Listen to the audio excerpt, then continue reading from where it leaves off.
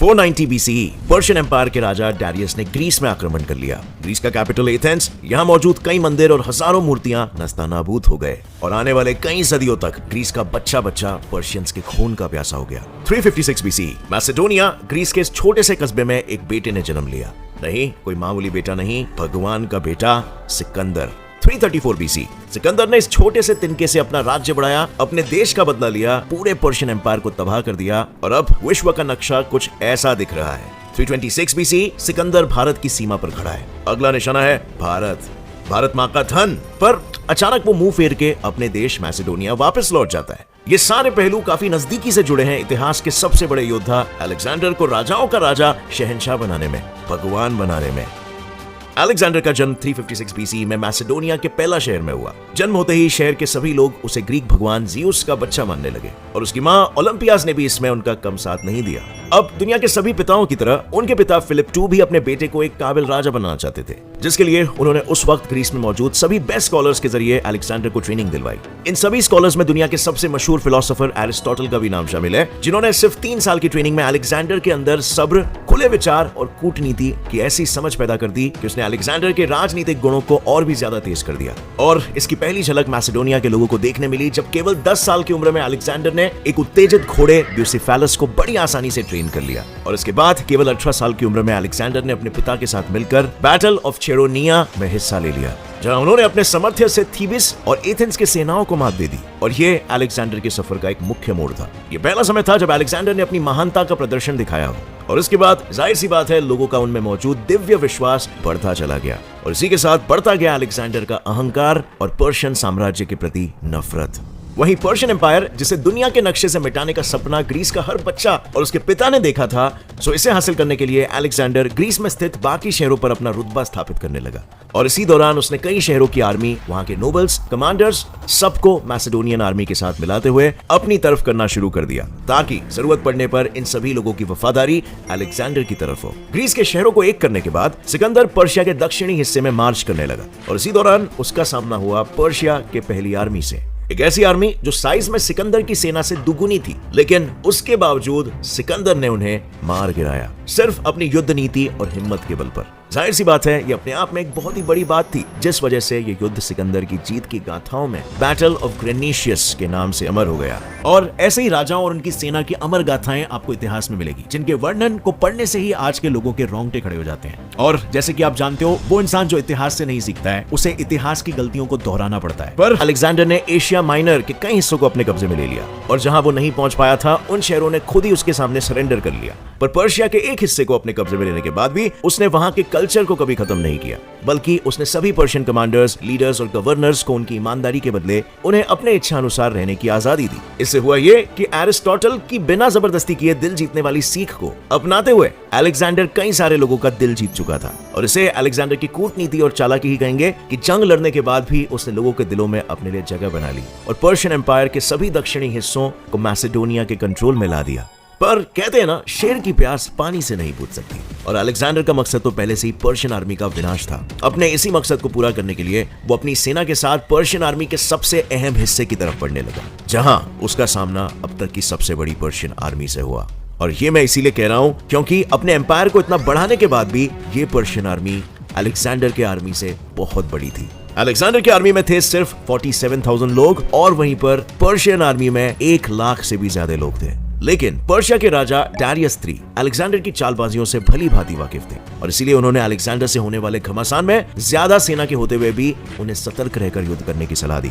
हालांकि लाख कोशिशों के बाद भी डारियस अपनी सेना को अलेक्जेंडर से बचा नहीं पाए, क्योंकि जब इन दोनों राजाओं के बीच गौगमेला में जंग शुरू हुई, तब रणनीति का इस्तेमाल करते हुए अलेक्जेंडर ने पर्शियन सेना को पहले अपनी सेना पर हमला करने दिया, ताकि ग्रीक आर्मी पीछे हट जाए और फिर ग्रीक आर्मी के पीछे हटते ही जैसे ही पर्शियन आर्मी जीतने की लालसा से युद्ध भूमि के बीच में आए, वैसे ही वहां बने गैप के जरिए अलेक्जेंडर ने अपने काफिले को पर्शियन आर्मी के पीछे भेजकर वहां तबाही मचा दी।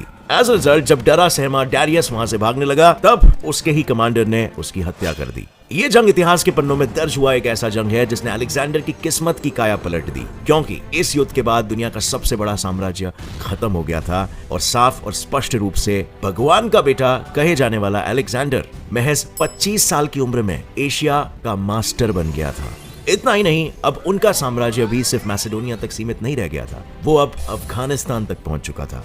पर अब यहां पर सवाल ये उठता है कि क्या सिर्फ 2 वॉर्स और उसमें इस्तेमाल की गई वॉर स्ट्रैटेजीज ही अलेक्जेंडर को ग्रेट बनाती है? हम कहते हैं ना, अलेक्जेंडर द ग्रेट।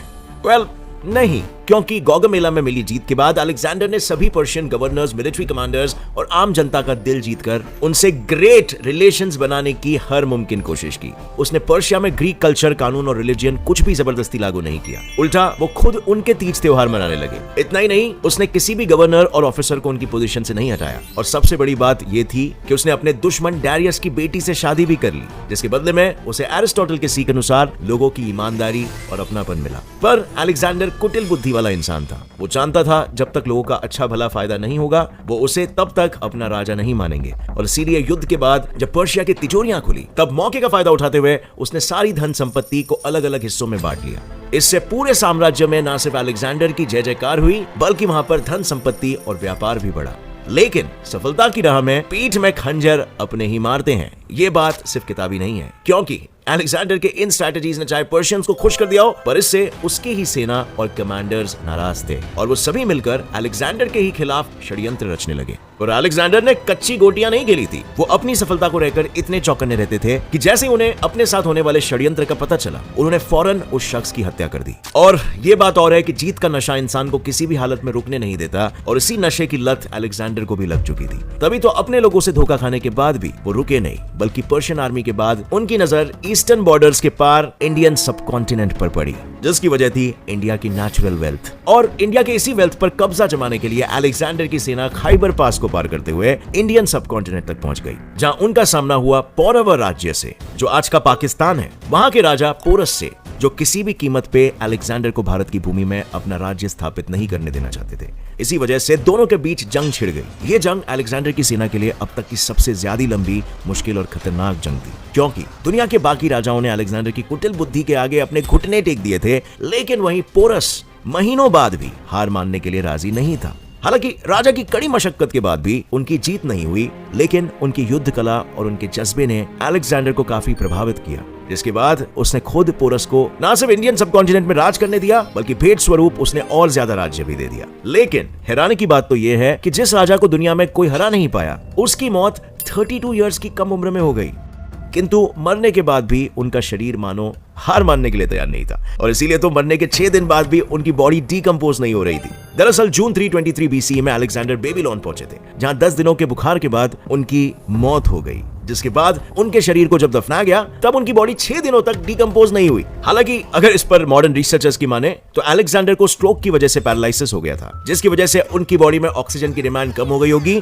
उनकी आंखों की पुतलियां बड़ी हो गई होगी, और उनका सांस लेना लगभग ना के बराबर हो गया होगा। और क्योंकि तभी के वैद्य दिल की धड़कन की जगह सांसों को चेक करते थे, और इसीलिए हो सकता है कि उन्होंने अलेक्जेंडर को समय से पहले ही मृत घोषित कर दिया। इसका मतलब यह है कि अगर अलेक्जेंडर कुछ साल और जी जाते, तो पूरी दुनिया में उनका साम्राज्य न जाने कहां-कहां तक फैला होता। चाहे कम उम्र में मरने की वजह से अलेक्जेंडर पूरी दुनिया पे राज नहीं कर पाए हो, लेकिन इससे इस बात को झुटलाया नहीं जा सकता कि सिर्फ उसी की वजह से ग्रीक संस्कृति की झलक हमें प्राचीन काल के हर हिस्से में देखने को मिलती है। यही नहीं, उनकी मौत के बाद उनका साम्राज्य भले ही खत्म हो गया था, लेकिन अगले 200 सालों तक इंडो ग्रीक किंगडम्स के जरिए ग्रीक इन्फ्लुएंस बरकरार रहा, जिसे हेलेनिस्टिक एज के नाम से भी जाना जाता है। और इसी वजह से ग्रीक भाषा भी मैसेडोनिया से 22,000 माइल्स की दूरी तय करते हुए इंडिया तक पहुंच पाई, और साथ ही इंडिया में किए गए उसके हमले के बाद ही सेंट्रल एशिया और वेस्ट के बीच ट्रेड रूट्स एस्टैब्लिश हो पाए। इसके अलावा आज दुनिया में कम से कम 50 सिटीज अलेक्जेंडर के नाम पर है, और इनमें से कई सिटीज की स्थापना खुद अलेक्जेंडर ने की थी, जहां आज लाखों में लोग रहते हैं। और सिर्फ सिटीज ही नहीं, उसने जाते जाते लोगों को अपनी मिलिट्री टैक्टिक्स भी दी,